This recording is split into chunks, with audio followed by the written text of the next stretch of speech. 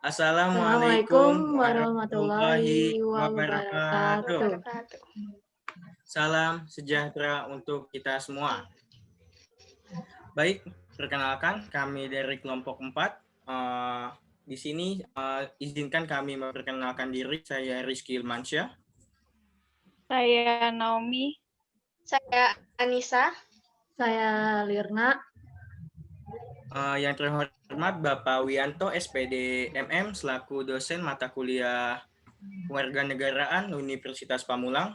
Baik, kami di sini akan menjelaskan tentang hakikat, instrumentasi, dan praksis demokrasi Indonesia dalam perspektif Pancasila dan UUD 1945. Next. Kita akan melaju ke peta pembahasan. Yang pertama kita akan membahas tentang konsepsi demokrasi berdasarkan Pancasila dan UUD 1945. Yang kedua, kita akan membahas tentang pentingnya demokrasi berlandaskan ideologi dan konstitusi negara UUD 1945. Yang ketiga, kita akan membahas tentang landasan demokrasi Indonesia. Yang keempat, kita akan membahas tentang esensi demokrasi bagi kehidupan bangsa dan negara. Dan selanjutnya, yang kelima, kita akan membahas tentang dinamika dan tantangan demokrasi di Indonesia. Kita melangkah lebih jauh, pembahasan tentang demokrasi itu, apakah saudara-saudara sudah mengetahui apa itu demokrasi? Kita akan membahas sedikit tentang demokrasi.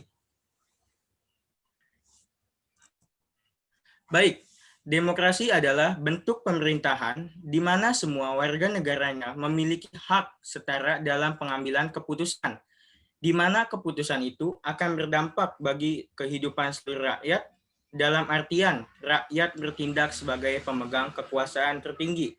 Sumber Wikipedia Indonesia. Dan sebagai negara demokrasi, demokrasi Indonesia memiliki kekhasan.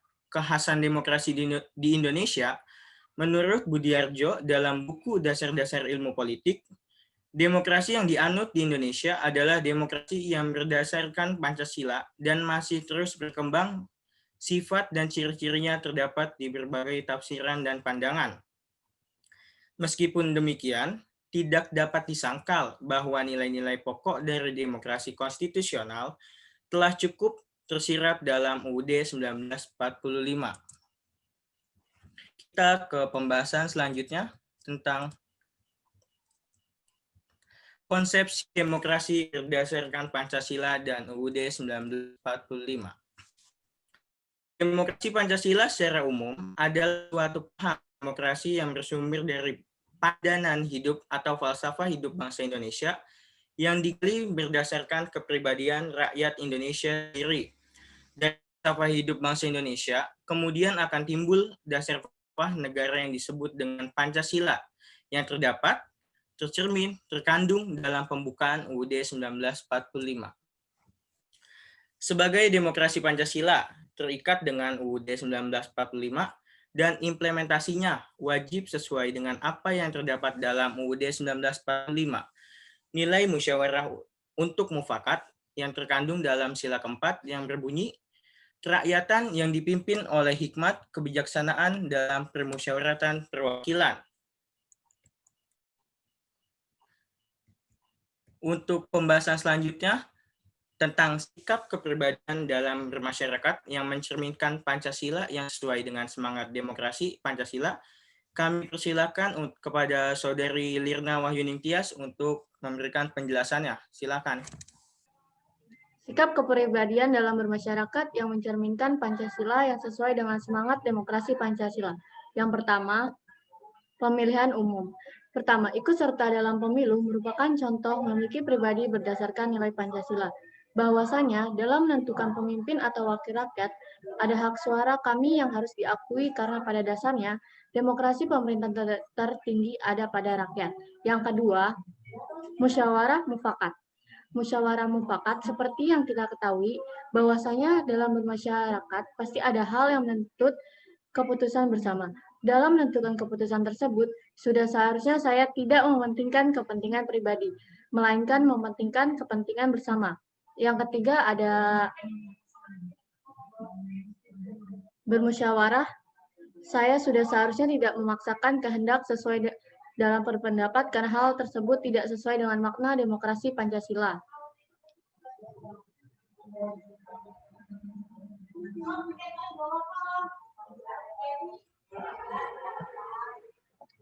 Keempat, ketika keputusan bersama yang sudah ditetapkan, saya harus tetap menghargai walaupun hal tersebut tidak sejalan dengan kepentingan pribadi saya.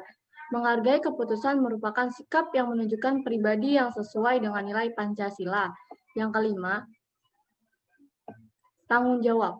Ketika keputusan sudah diambil, saya harus melaksanakan keputusan tersebut dengan rasa penuh tanggung jawab, karena hal tersebut merupakan tujuan bersama. Yang keenam, dalam menjalankan kewajiban, pasti tidak semua menjalin baik dengan apa yang sudah saya kerjakan. Untuk itu, sebagai warga yang baik, sudah seharusnya saya menerima kritik dan saran yang diberikan oleh orang lain.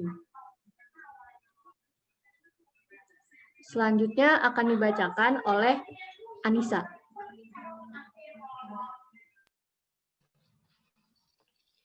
Selanjutnya yaitu pentingnya demokrasi berlandaskan ideologi dan konstitusi negara, yaitu UUD 1945.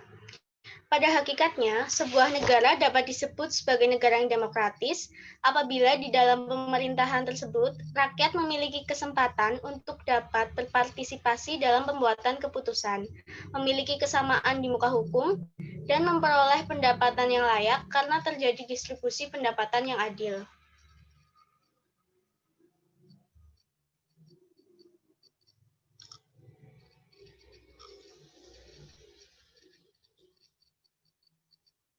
Selanjutnya yaitu landasan demokrasi di Indonesia. Yang pertama yaitu landasan ideal yang berisi kemerdekaan berpendapat adalah Pancasila sila keempat, yaitu kerakyatan yang dipimpin oleh hikmat kebijaksanaan dalam permusyawaratan perwakilan. Yang kedua yaitu landasan konstitusional yang terdapat pada pasal 28 yang berbunyi kemerdekaan berserikat dan berkumpul, mengeluarkan pikiran dengan lisan dan tulisan, dan sebagainya ditetapkan dengan undang-undang. Yang kedua yaitu di pasal 28E ayat 3 yang berbunyi, setiap orang berhak atas kebebasan berserikat, berkumpul, dan mengeluarkan pendapat.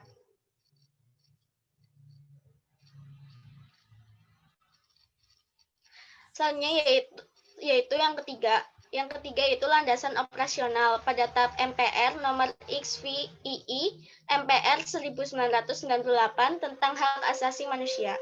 Yang kedua yaitu Undang-Undang nomor 9 tahun 1998 tentang kemerdekaan menyampaikan pendapat di muka umum yang diundangkan dalam Lembaran Negara RI nomor 181 tahun 1998. Yang ketiga yaitu Undang-Undang nomor 39 tahun 1999 tentang hak asasi manusia. Yang keempat yaitu landasan hukum lainnya kemerdekaan menyampaikan pendapat diatur dalam Universal Declaration of Human Rights. Hal tersebut diatur dalam pasal 19 yang bunyinya yaitu setiap orang berhak atas kebebasan memiliki dan mengeluarkan pendapat. Dalam hal ini, termasuk kebebasan memiliki pendapat tanpa gangguan dan untuk mencari, menerima, dan menyampaikan informasi dan buah pikiran melalui media apa saja dan dengan tidak memandang batas-batas wilayah.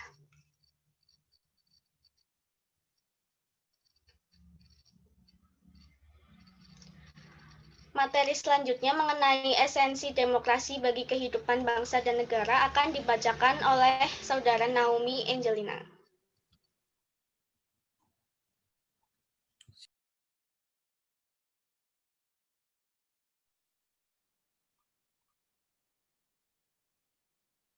Esensi demokrasi bagi kehidupan bangsa dan negara. Demokrasi berdasarkan ketuhanan yang Maha Esa. Seluk-beluk sistem serta perilaku dalam menyelenggarakan kenegaraan RI harus taat asas konsisten atau sesuai dengan nilai-nilai dan kaidah-kaidah dasar ketuhanan yang Maha Esa. Yang kedua, demokrasi dengan kecerdasan. Mengatur dan menyelenggarakan demokrasi menurut Undang-Undang Dasar 1945 itu bukan dengan kekuatan naluri, kekuatan otot, atau kekuatan massa semata-mata, Pelaksanaan demokrasi itu justru lebih menuntut kecerdasan rohaniah, kecerdasan akliyah, kecerdasan rasional, dan kecerdasan emosional.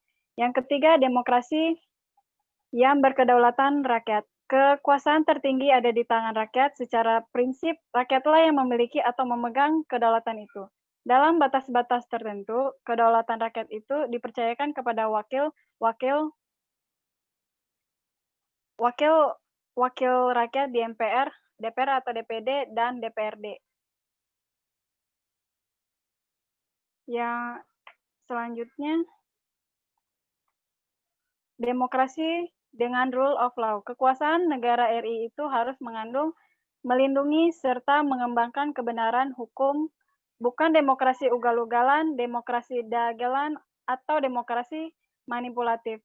Kekuasaan negara itu memberikan keadilan hukum, bukan demokrasi yang terbatas pada keadilan formal dan pura-pura.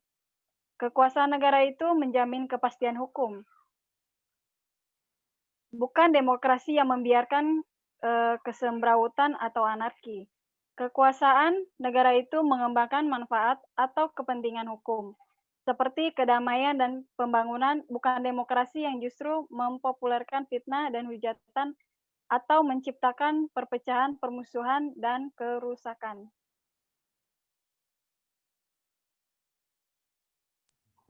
Ya, untuk selanjutnya, saya akan membahas tentang demokrasi dengan pembagian kekuasaan.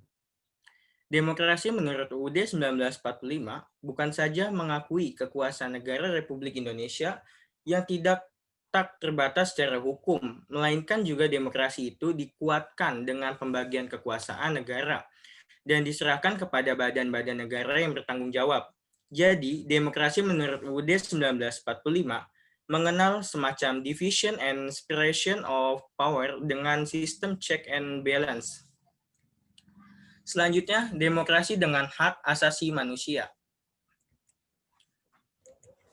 Demokrasi menurut UUD 1945 mengakui hak asasi manusia yang tujuannya bukan saja menghormati hak-hak asasi tersebut, melainkan terlebih-lebih untuk meningkatkan martabat dan derajat manusia seutuhnya.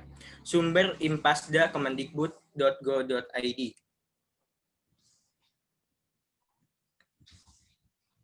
Selanjutnya saya akan membahas tentang demokrasi dengan pengadilan yang merdeka. Demokrasi menurut UUD 1945 menghendaki diberlakukannya sistem pengadilan yang merdeka, independen, yang memberi peluang seluas-luasnya kepada semua pihak yang berkepentingan untuk mencari dan menemukan hukum yang seadil-adilnya. Di muka pengadilan yang merdeka, penggugat dengan pengacaranya, penuntut umum dan terdakwa dengan pengacaranya mempunyai hak yang sama untuk mengajukan konsiderans, dalil-dalil, fakta-fakta, saksi, alat pembuktian, dan petitumnya.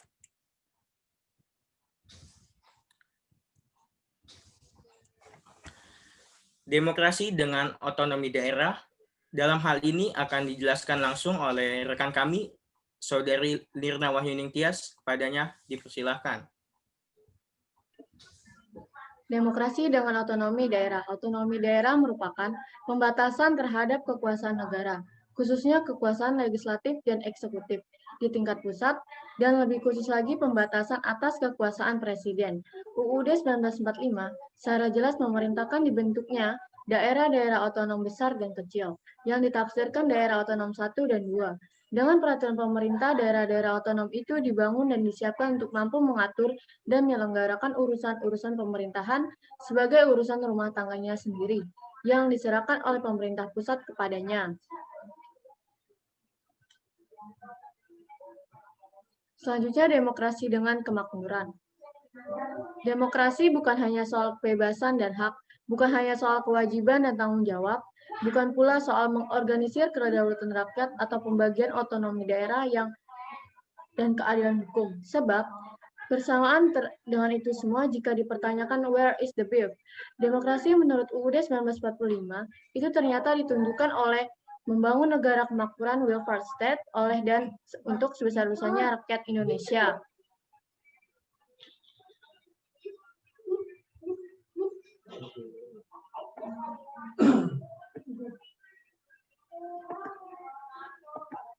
Demokrasi berkeadilan sosial. Demokrasi menurut Undang-Undang 1945 menggariskan keadilan sosial di antara berbagai kelompok, golongan, dan lapisan masyarakat. Tidak ada golongan, lapisan, kelompok, satuan, atau organisasi yang menjadi anak emas yang diberi berbagai keistimewaan atau hak-hak khusus.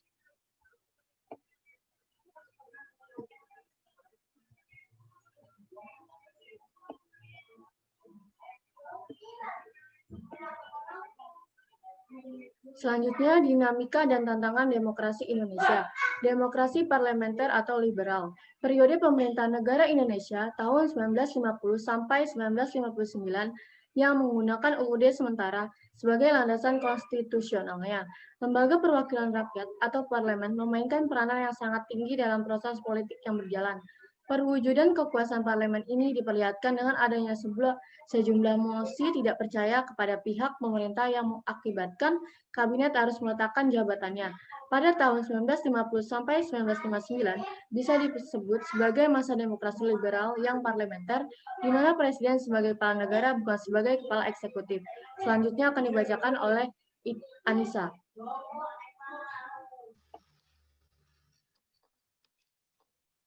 Selanjutnya yaitu demokrasi terpemimpin dengan periode pemerintahan 1959 sampai 1966. Ada beberapa hal yang melatar belakangi dicetuskannya sistem demokrasi terpemimpin.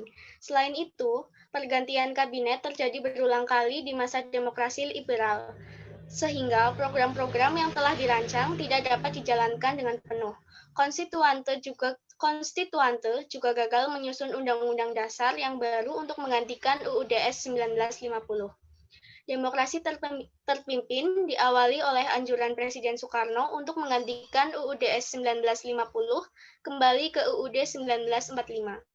Namun, hasil pengumpulan suara tidak dapat dijalankan karena anggota yang menyetujui usulan Presiden Soekarno tidak mencapai 2/3 bagian. Sebagai yang telah ditetapkan pada pasal 137 UUDS 1950.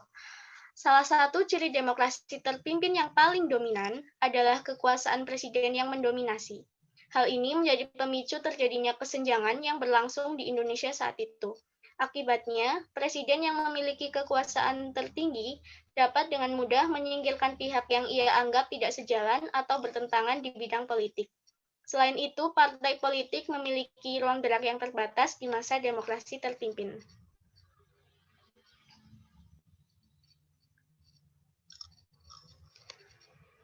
Selanjutnya yaitu Orde Baru dengan masa pemerintahan 1965 sampai 1998. Pemerintahan Orde Baru ditandai oleh Presiden Soeharto yang menggantikan Insinyur Soekarno sebagai Presiden kedua Indonesia. Pada masa Orde Baru ini menerapkan demokrasi Pancasila untuk menegaskan bahwasannya model demokrasi inilah yang sesungguhnya sesuai dengan ideologi negara Pancasila.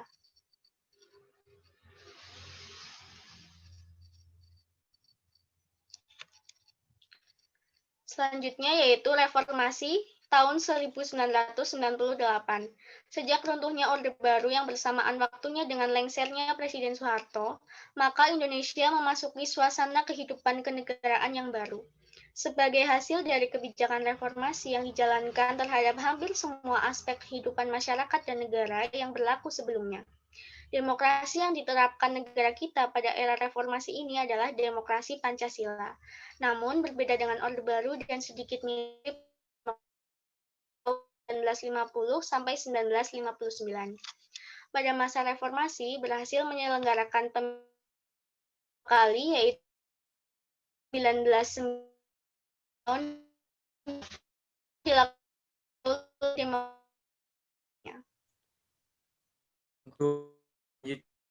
lanjut dari Naomi, padanya dipersilakan.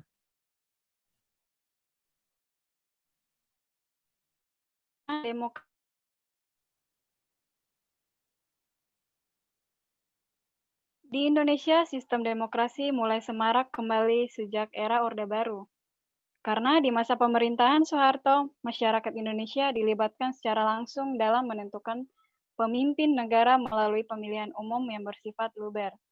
Selain itu, lembaga-lembaga perwakilan rakyat seperti DPR, baik di pusat maupun daerah, MPR dan lainnya mendukung suara rakyat. Meskipun demikian, praktik demokrasi juga tidak bisa dikatakan maksimal di era ini karena sistem pemerintahan Soeharto yang opresif dan militeristik khususnya terhadap kelompok minoritas dan kelompok agama. Namun sejauh ini prinsip atau sistem demokrasi merupakan pilihan tepat untuk negara-negara Kesatuan Republik Indonesia mengingat masyarakatnya yang sangat pluralis.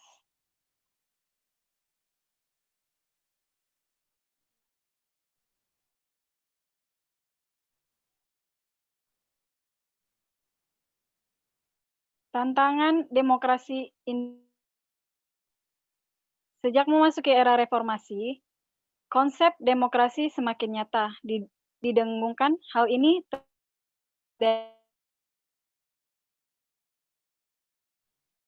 masyarakat dalam mengkritik pemerintah. Dicabutnya larangan ekspresi budaya Tionghoa oleh Presiden RI keempat, Abdurrahman Wahid, menandakan bahwa prinsip demokrasi Pancasila masih diminati oleh bangsa ini. Namun, di sisi lain, reformasi juga membawa dilema untuk bangsa ini. Salah satunya adalah karena kebebasan berpendapat kerap disalahgunakan sebagai penegasan terhadap identitas kelompok tertentu atas nama mayoritas. Hal tersebut tentunya menjadi permasalahan tersendiri. Bagi bangsa ini, secara potensial, ini dapat mencederai hakikat demokrasi Pancasila. Sebagai contohnya, banyak kita temukan konflik berbasis perbedaan agama dan budaya terjadi di masyarakat dan maraknya ujaran kebencian terhadap kelompok minoritas, serta bermunculan ideologi intoleran dan kejahatan terorisme.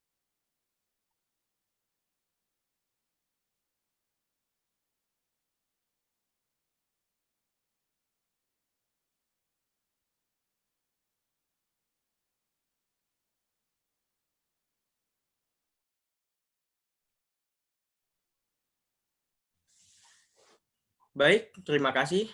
Sekian dari jika ada pertanyaan, kita akan lanjut di forum diskusi selanjutnya. Kurang lebihnya kami mohon maaf. Wassalamualaikum warahmatullahi wabarakatuh. Salam sejahtera untuk kita semua.